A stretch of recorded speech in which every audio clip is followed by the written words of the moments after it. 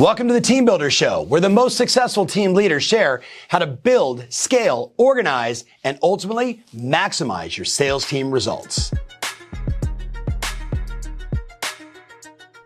Hey, welcome back to the Team Builder Show. Today I've got Coach Alyssia Essig in the house, Compass team, right from the Baltimore area, right here in sunny Las Vegas. So, Alyssia, I think it's important for people to get backstory and context for what we want to discuss today. The last couple of shows, I'm sure you've watched a few of them.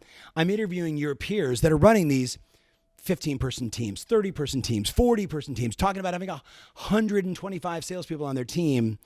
But you and I have had these conversations, and you're doing training for us where you're showing people from solo agent to a small team in 5 moves. I really want to unpack that today. But first, give people context for you, your journey, how long in the business, what your business is like today. So, 25 years in the business. I'm an OG. Like I'm not a second career. This has been my only career. And I started in 1998, joined an office. You know, it's literally like they said, it was like, here's your desk, here's a phone, and knock yourself out of the park. And so I did that. And so I was solo for the first 9 years of my career. Yeah. And after those 9 years, I was invited to become a manager. Bingo. So I took that invitation, became a manager, worked for a few different brands and firms, and learned the executive level side of things, where I was then, I oversaw teams that either worked or didn't work. Right. I saw people building teams. So and that's when you and I got connected, was when I was managing. I knew I wanted to get back into sales, and I knew I didn't want to do it alone. And so I always said, when I go back to sales, I'm going to build a team. Yeah.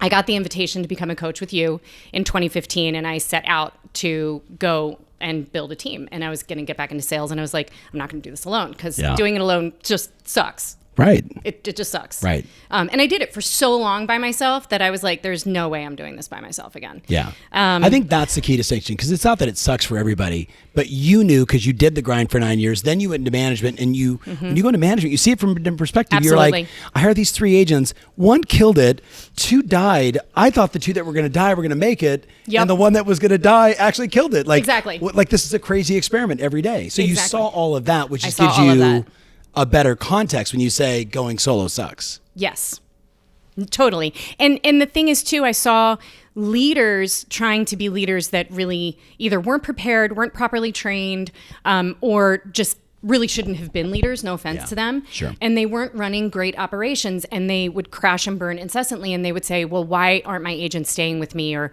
why, and they wouldn't get out of production and they can't keep an assistant, things like that. And so I just learned all of the things not to do by observation. I also, as the manager, did a lot of deal doctoring. Of course. When the agent didn't behave well, which we all have those moments, I was the one that dealt with the very angry people. Yes. So it also gave me some chops into having those difficult conversations, which, helped my coaching practice. It helped me in my team. It helps you be a better mother to your daughters. That's true too. Your husband might second guess some of this, but okay. So that, first of all, thank you for sharing that. And just for context, so 2015, you get back in, you partnered first. I did, right? Which you were like, no. But I did it anyway. I was wondering if you were going to share that. So yeah, no, you were like, why are you partnering? And, the imposter syndrome thing is real. And I don't think vulnerably speaking, I don't think I believed enough in myself. I mean, my husband and I were just having an imposter syndrome conversation 2 months ago. Right. So I think I felt, this person in my local market, I had hired her in the office. I had trained her. I enjoyed her. We worked well together. And so I thought this would be a great operation. She was well connected in a higher price point. Yep. It's something we also talk about. Great mistake. And I was like, okay, she's connected in a higher price point. I have all the skills and knowledge. Together this should be a powerhouse, organization. Yes. It didn't. Yes. So it fell apart because we had very different priorities. We were in different stages in our life. Yes. And she was just not interested in building a business. And no offense to anybody who's listening, but if she was a very transactional agent, it was just about, just doing the deals and not necessarily building a business. Yes. And I wanted to build a business. It's so interesting. Tomorrow I'm interviewing Tim Grover, and he said it differently, but I interpret it the same way, and I think you will too. He was like, people without a destination that grind end up as dust. Yes. Like yes. you were building a business, and nothing against her. She was selling a lot of houses, but it was one after another. But there was no goal line. There was no what does success look like. There's no and there was what just does it no look like when system we're or done? strategy behind it either. Right. It was, Right. She didn't want to do the business setting up things that would create. I don't mean to sound like you, but I love what you say. So to create that repeatable, scalable business, Yes. she didn't want to do those things. And, Right. And then we let it ride. We weren't originally, and we'll talk about this too, but we weren't originally going to do anything other than be a partnership. Yeah. And so I came to an elite retreat, I think it was like 2017, and we talked about teams. And I went back and I was like, honey, we're doing this all wrong. And we Honey, your husband or honey, your partner? Honey, the partner. Okay, just want to make sure. Everybody's honey. But Yes. I was like, honey, we're doing this all wrong. And so I was like, we should build a team. Yeah. So we, bring on some agents. We had already brought on this amazing operations coordinator. And we start bringing on some agents. And, again, we're getting some friction in the sort of operationalizing of things, whereas she just wants to sell houses. And I want to operationalize everything to make the selling of houses easier Better. and smoother. Yes. But she just didn't want to do that and kind of kept rejecting things. In addition to that connection to that higher price point, she wasn't introducing me to those people either. Right. So I'm like, okay, we partnered because you were connected to a higher price point and because I have the business knowledge, but you're not really doing either. Yeah. So this is not working.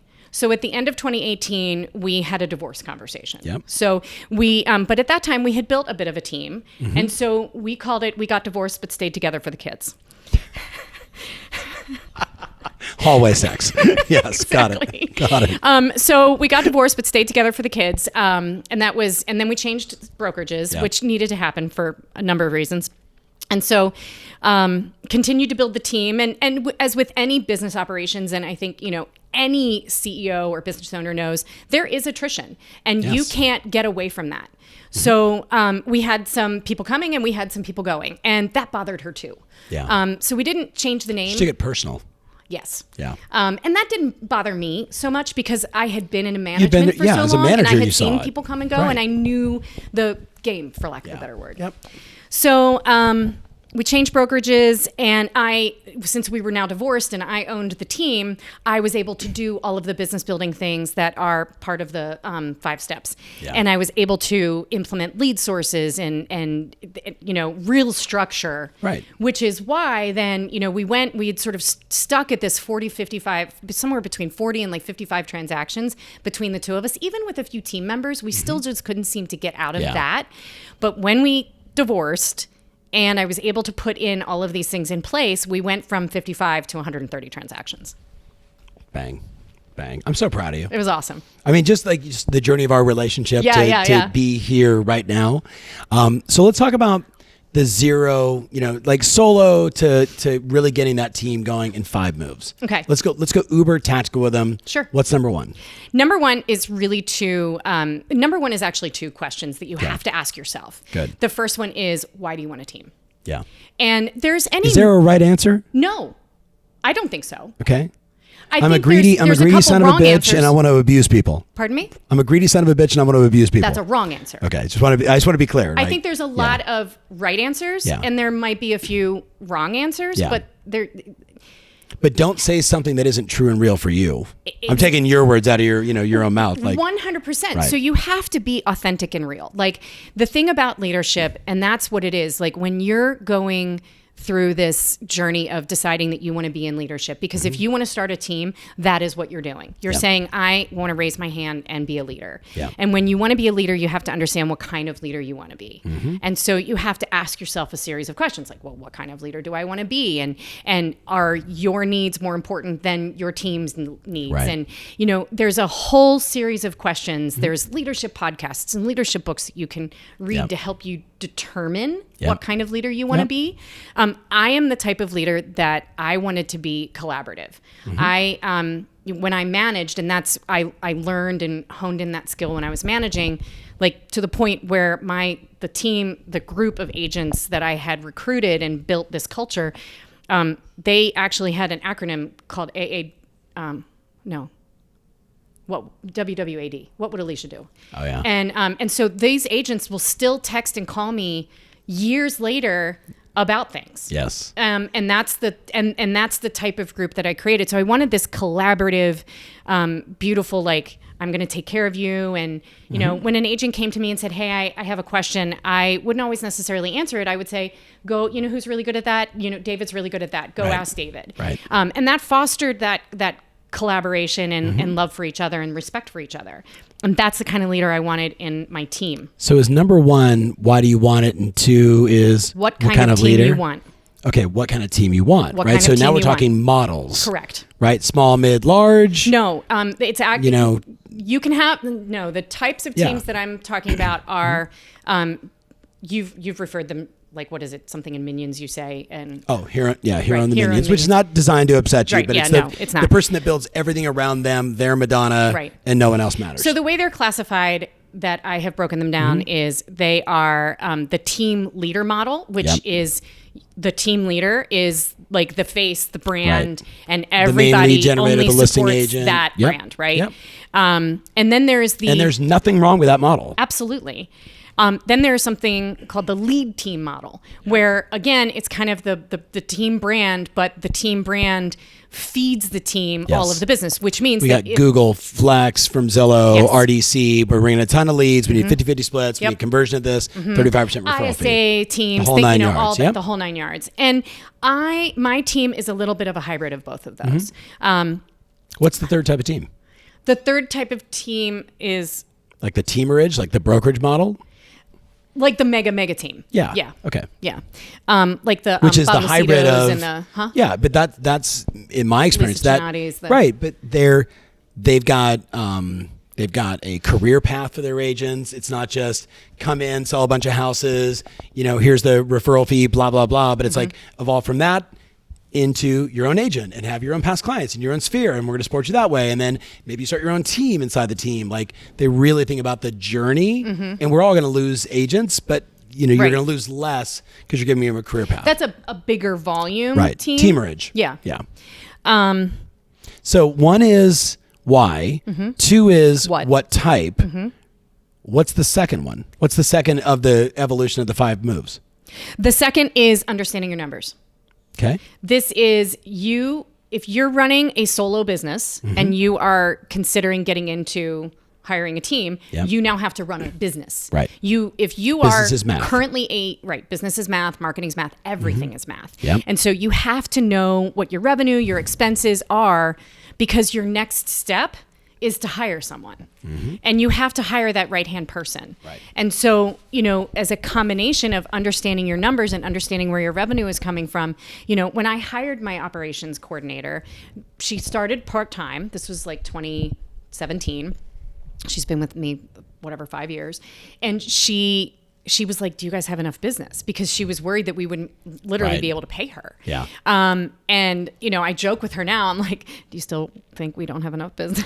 She's like, slow down. I know. Slow down. We have to hire an assistant for her, you know, which is all part of the growth. But so you have to know so that you don't fall flat on your face. So if you don't do a full assessment of your numbers, your production, your revenue, your expenses, your tax basis, all of that, then you have to have all of that set, you know, not fully set up because you may not be good at it, which is why you want to hire somebody. But you need to at least have a basic understanding of what your profitability is. Thank you. So that you can then go and use that money to reinvest it into your business. Bingo. The other piece to it is that last piece is the real deal in my mind. Like, you know, don't go blindly into this. Like, okay, if I'm making, I'm making up numbers. I'm making $200,000 net to me before my taxes, but I'm now going to go hire somebody at $70,000 or $80,000. Like immediately you think, oh my God, I'm only going to make 130. Exactly. Right? Instantly. Well, the answer is yes, if you don't grow, but you're not putting this person in place to not grow. Exactly. But there is that J curve, which we talk about all the time as coaches, 100%. that I start here like, oh my God, and then all of a sudden we're like this, that was the best move I ever made. But when you're sitting here and you're like, I'm going to hire a $70,000 person. Oh my God, like what's my spouse going to think? I'm not going to make any money. Yeah. And then that initial, you know, whoosh. I've had so many coaching clients that have been right at that precipice where they're so incredibly worried. And even, you know, whether it's myself, it's terrifying. Right. Like, absolutely. So that's why it's super important to understand your profitability so that you can make that decision and move into it. It's also super important to understand that there is the J curve, which means once you've hired that person, you're not going to necessarily see that return on investment for potentially a year. Right. Or more. Right. Spend it upon the role and, but no doubt. But like, I think everybody would say, you and I and the collective of all of our coaches, when they hire that lead assistant, when they hire that great operations person, project manager, like the initial shock of $6,000 a month, oh my God, right? Very quickly when you realize how much time you just bought back. Now the question is, can the agent actually allow them to do the job and go through the J curve, or do they carry them down into the tranches and get in trouble? It's funny you say that, because that actually goes back into what kind of leader and why why do you want to be a leader? Because if you are not ready to delegate, you are not ready to start a team. Right. Okay, that's a mic drop. What? Let's go to number 3. Okay. Because that was a mic drop. If you're not ready to delegate, you're not ready to run a team. Bam. Boop. Okay. Cut that. I want that on Instagram. Yes. Okay, number 3. Okay, so number 3 is then hiring that person. Yes. And really digging in, taking your time, understanding what your strengths and weaknesses are, understanding. Does that mean I should do a disc profile on myself? Should I do bank? Like, what does that mean? It means all of those things. Because everyone thinks that their strengths are plentiful. Right? Nobody can market the home better than me. Nobody can launch listing better than me. Nobody can type in the computer better than me. Everyone believes that. Like, just when you're a solo entrepreneur, I'm not kidding. Like, if you don't believe that, you don't get anything done. There is that, and there's also, I think, because real estate is so client first. It's client first. You got to do everything. Exactly. And if you don't, I've had this argument with agents, countless, whether it's coaching clients or managing agents. I can't imagine you arguing. No? I'm kidding. Oh, what? But, letting go of the need to be in control of those things. There it is. Yes. That's it. Letting go. And the thing about it is, when you lean into leadership, if you hire people and then don't let them do the job you've hired them for, they will run out the door so fast, because the message that person, the leader, is now sending is, I don't trust you. You can't do the job. And so that person's going to feel unvalued, unworthy, and they're going to go somewhere else that feels where they do feel valued and worthy. People want to be challenged. They want to be well compensated. They want to grow. So you got to hire the right person, but you got to start by first recognizing your strengths and weaknesses. And then, am I hiring the yin to my yang, or am I hiring yang and yang? I would initially hire the yin to your yang, because there's always, if you're honest and vulnerable, vulnerability is the birth of growth and creativity. But if you're honest and vulnerable with yourself, then there are things you are not good at. There are things that you suck at. Yep. And that has to be, in a way, repaired or patched before you can start to grow. Correct. So, for example, in my own journey, and I remember you going, you need a profit and loss, you need a profit and loss. And I was like, I kind of have one, but I didn't really fully. And so I hired my operations coordinator, and one of her first things to do was to really sink in and get it all into QuickBooks. And, now it is like, she reconciles every single month and works with the accountant. And, so, my books are awesome. Taxes are paid. Everything is organized. 100%. Every dollar spent. Yes. What lead generation works, what doesn't. Absolutely. That's that's business. So tracking is not my strong suit. I don't like that kind of stuff. That's exactly. So understanding what you're not. So I attended, I think it was my very first summit in 2015. Kyle Whistle stood on stage with what looked like a bomb with a big thing. giant. Yeah, we were in Vegas. Yeah, I remember. And he talked about this exercise. You said bong thing, for the record. It was a giant cocktail. Was that what it was? It was a giant cocktail. Okay, it was just this really tall glass, and I was like, "What is he doing?" It looked more like Bourbon Street in New Orleans, but yes. Anyway. You're like, he came up with a bong. He was smoking pot on stage. It was great. I'm so sorry. Welcome to the summit. So he talked about this exercise that I never let go. Yeah. It's and I would have my coaching clients do it. I have my agents do it. I've done it myself.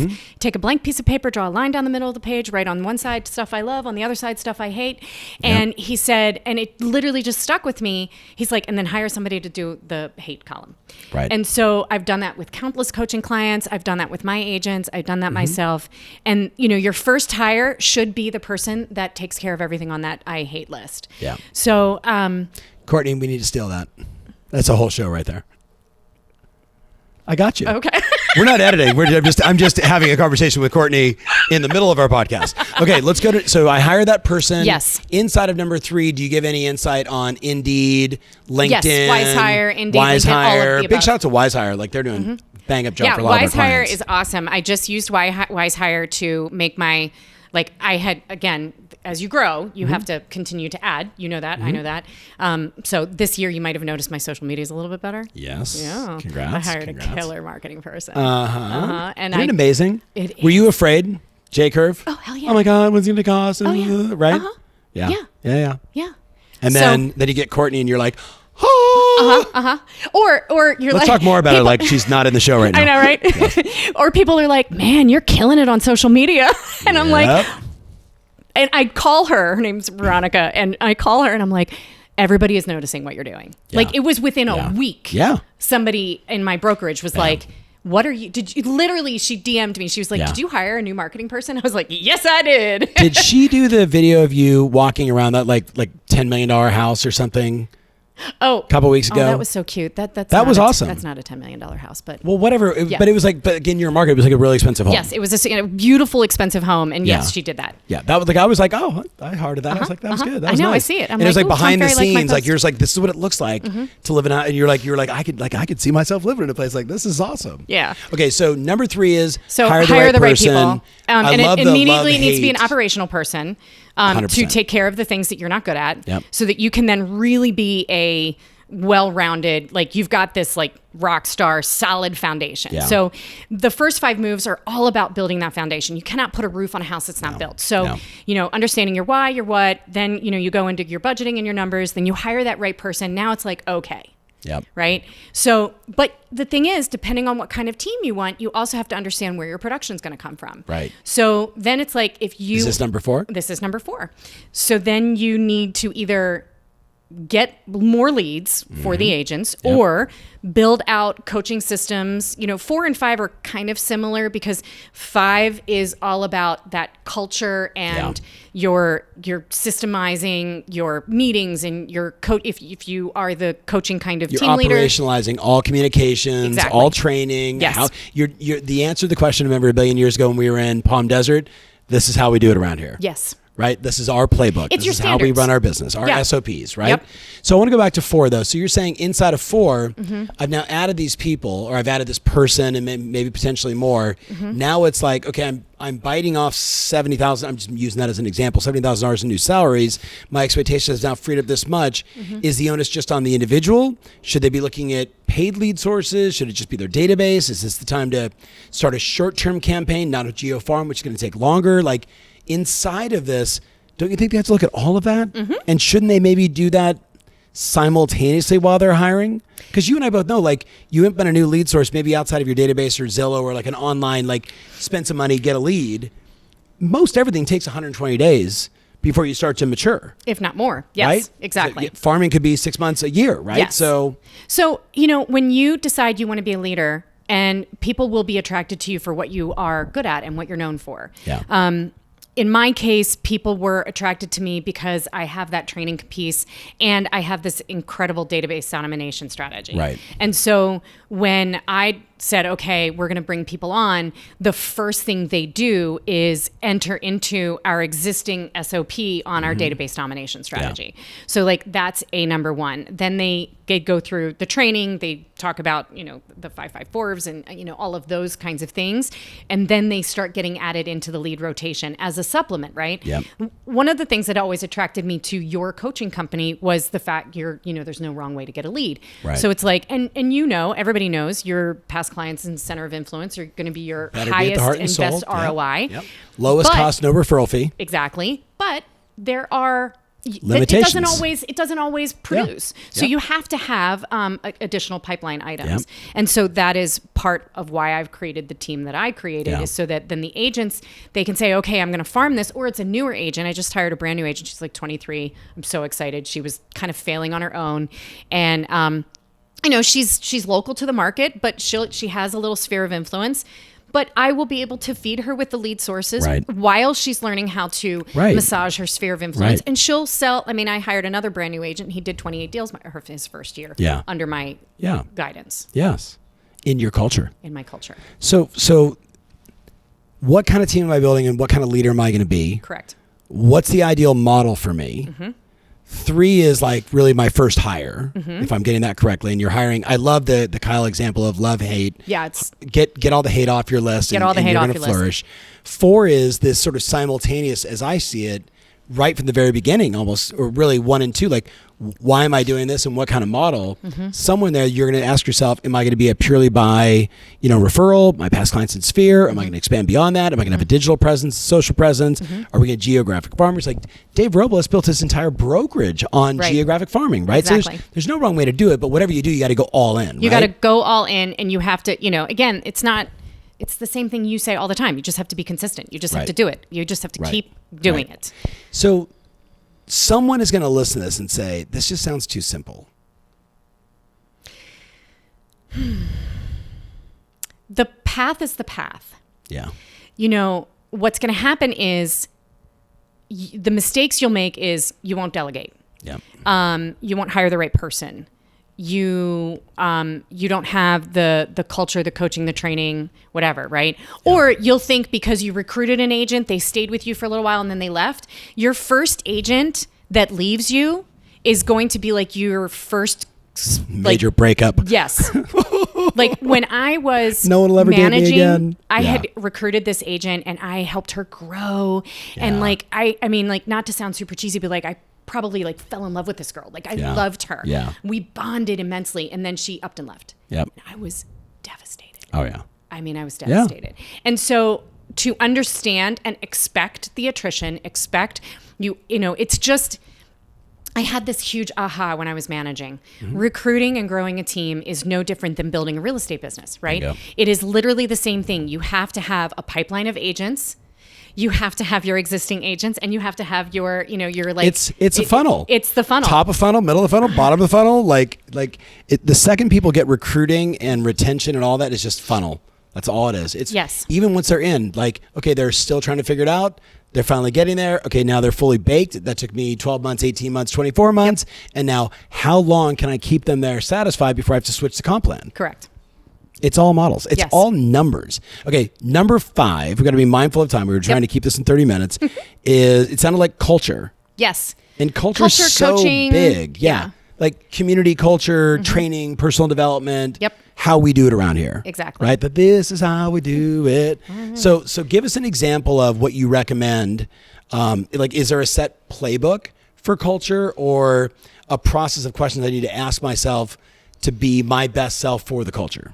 So again, it all stems from what kind of team you're having, right? Yeah. So let's say you're a lead team model. Well, if you're a lead team model, then from a culture perspective, you need to be having prospecting nights and calling nights and, and morning role plays and like all of that is rules and rotations for leads. And if you have a more of a collaborative culture where each agent kind of runs their own business inside of the team, then it's more of a coaching model and it's a sharing model, a masterminding type model. Yes. So it all depends on what the model is. Yeah. My model being the way it is, I do one-to-one coaching with everybody on the team every other week. Yeah. I do a twice a week morning huddle.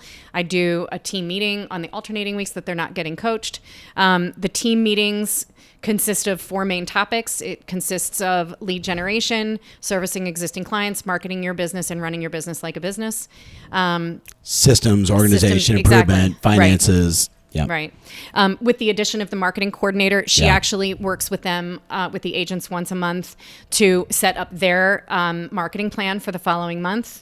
So she can help, hold them accountable to shooting videos or, posting on social, things like that. Like that's my team's culture so that they are empowered. I learned from, again, working with you and being the manager that I'm being, when people feel empowered, they will literally do all the things. Yeah. So the more empowered I make them feel and also make it easy for them, then they'll do it and they'll love you. And that's it.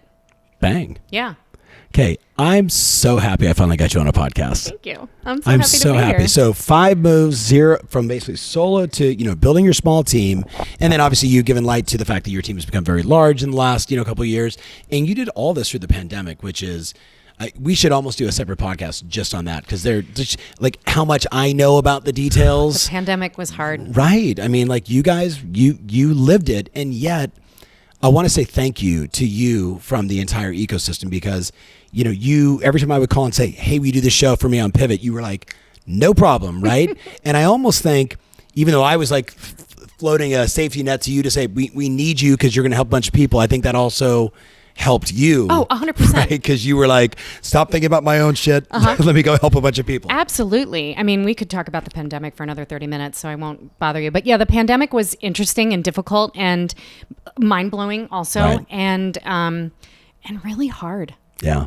But you led through it. I did. Yeah. I did. Could be a redhead thing. Well, you know, I looked at it. It's funny. It could be a redhead thing, but I looked at it as, and again, a whole nother podcast. Yes. I've had a The shitty redhead enough thing? a life that Yeah. maybe the universe gave me a pass on this one, because, you know, I'm so grateful nobody near me got too terribly sick, or I Right. didn't lose anybody, but yet people around me all had that Yes. experience. And Yes. I felt that I was spared, Yeah. either because I needed to be strong for them or because I don't know, but I'm very grateful. I was thinking of what one of my longest personal coaches, Teresa Jabor, would say to me: the universe is unfolding exactly as it should.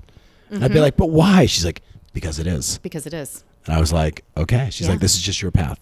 Yeah. And you do your path well. So Oh, I have one Yeah. other small thing. So when you are setting out to build a team, you must be authentic. yes. If you are even remotely inauthentic, then there's two things that are going to happen. One, you're going to burn out really fast, Yeah. because you're faking it. Yeah.